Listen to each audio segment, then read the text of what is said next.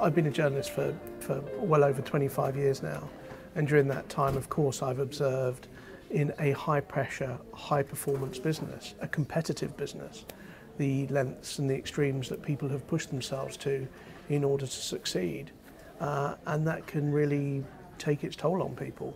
The important thing about it is what you're trying to do is you're trying to combine a high-performance, competitive environment with also an environment that is caring and acknowledges the pressures and the strains that people are going on. And of course, even though our approach to this issue, mental health, has changed, what hasn't changed is the fact that people are still kind of vulnerable to it. They were when it wasn't acknowledged, and they are when it was. And in pursuit of that story, of getting to a story first, of meeting their own expectations in a high-performance industry, people push themselves to all kinds of lengths that can be very damaging for their mental health.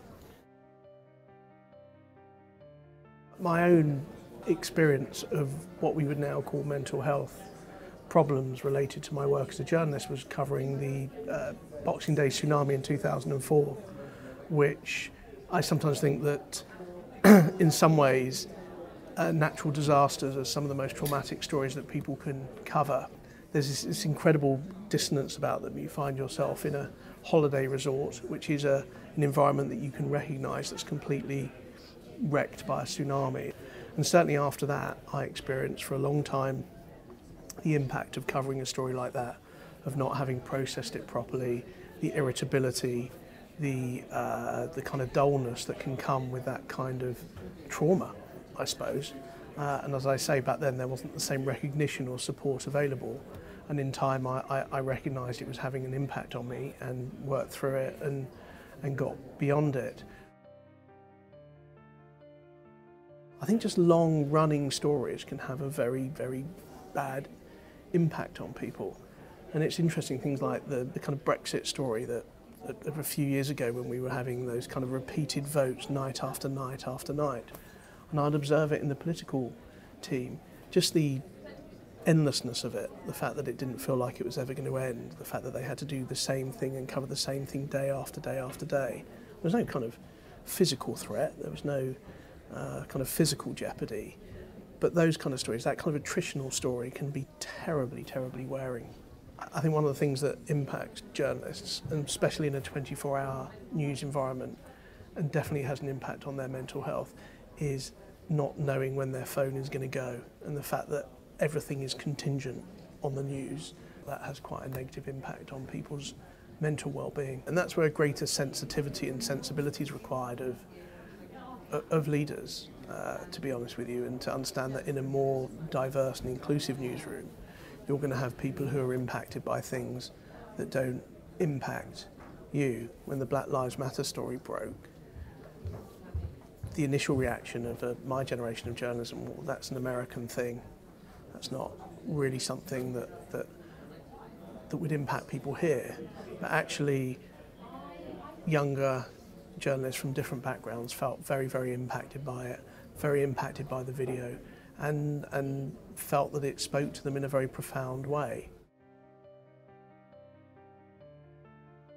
In my current job as a leader of a newsroom, of course it's a very stressful job, making big decisions, a lot of people's welfare on your shoulders. I think it's really important that you can look after yourself in the most basic sense, have a sense of yourself, your moods, when you may be not at your best, and recognise that that might be the symptom of something. I think you've got to eat properly, try and sleep well, try and exercise, try and do all the things that we know help people have good all-round health, but also good mental health as well. It's absolutely essential. So I try and start my day with exercise.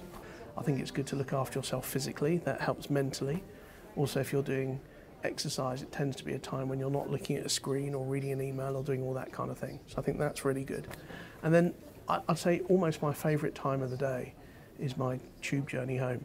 I used to drive to and from work, And when I used to get home, I'm not a particularly good driver. I used to find the stress of the traffic incredibly difficult. And at one point, the best thing I ever did was I sold my car and I started going home on the tube. And I sit on the tube and I watch rubbish TV on my iPad, or I read a book, and I try and do something that's unconnected with work. And it's a really good barrier. And often when I get back from work, get home, I have to start doing some work again, or there's a call or something I have to deal with. But for that period, I have a little bit of time that's just my own. Your primary responsibility as a leader and as a manager is to know your team properly and know the people who you're responsible for managing, and to know to talk to them, and most importantly to listen. And if you do talk to them and you do listen and they're not quite themselves for any reason, you should pick it up, because you'll know that there's a difference. Kind of irritability, quick to temper, impatience, all those types of things tend to be an indicator that all is not well. I think at some point, as leaders of journalists, as leaders of newsrooms, a decision was implicitly taken that in all kinds of ways we weren't going to lead in the way that we had been led. I think there were lots of factors that fed into that, but definitely in the last kind of 5 to 10 years there's been a change in the way that leadership is thought of more generally, the way that command and control organisations has been thought of, and we've all internalised a different way of doing things. And it's not just in journalism, you see this in the military, you see it in police forces, you see it in all kinds of, you see it in football teams, that people have decided that shouty, emotionally unintelligent forms of leadership are less successful than calmer, considered, listening, emotionally intelligent forms of leadership. There are a few things that we have done in this field that have made a very big difference. One is, and it came out of the pandemic really, where it was quite clear that everybody in society was being pushed that bit closer to their edge, wherever that edge may be.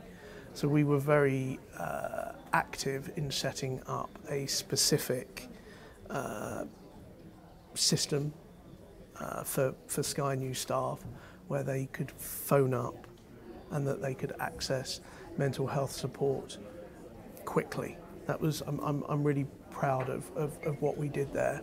And that was a really best-in-class way of giving a whole newsroom the confidence that they could access support for any issues that they were encountering and dealing with. There are some people who are still reluctant to do that. So what we now do is when people go on difficult stories, especially to war zones or conflict zones, or perhaps if they're dealing with those stories back here, we say to them, here's the thing, you can tell us that you're happy to receive a phone call from someone who's going to get in touch with you and see if you're okay. And all you have to do is give them 20 minutes of your time. And if you don't want to do any more than that, that's absolutely fine. But it's a more proactive approach. So if people say, yes, I am happy to receive that call, what happens when they come back from the story, someone calls them within 3 or 4 days. How are you doing? Are you okay? Do you need any support? Let's chat a few things through. Because of the confidentiality of these things, I'm not entirely sure how many of those people have gone on to have more help, but our occupational health team tell us that that's been a successful way of organising our mental health support, so I'm quite proud of that. You need different modes in a leadership job. You need to set a high standard as far as the journalism is concerned. You need to ensure that the organisation has a competitive spirit and it's doing everything it can do to do well on a particular story. But you also have to be open, you have to also have a sense of vulnerability and be able to express when you get things wrong or you're not feeling great, or acknowledge things. You can't just be one mode anymore. It just doesn't work, I don't think. I just don't think people respond well to it. You have to change, you have to adapt, you have to recognise that there are different people coming into newsrooms with different needs and different sensibilities, and that there are different threats that are being acknowledged, and a new threat is the fact that we understand now that it can have an impact on people's mental well-being.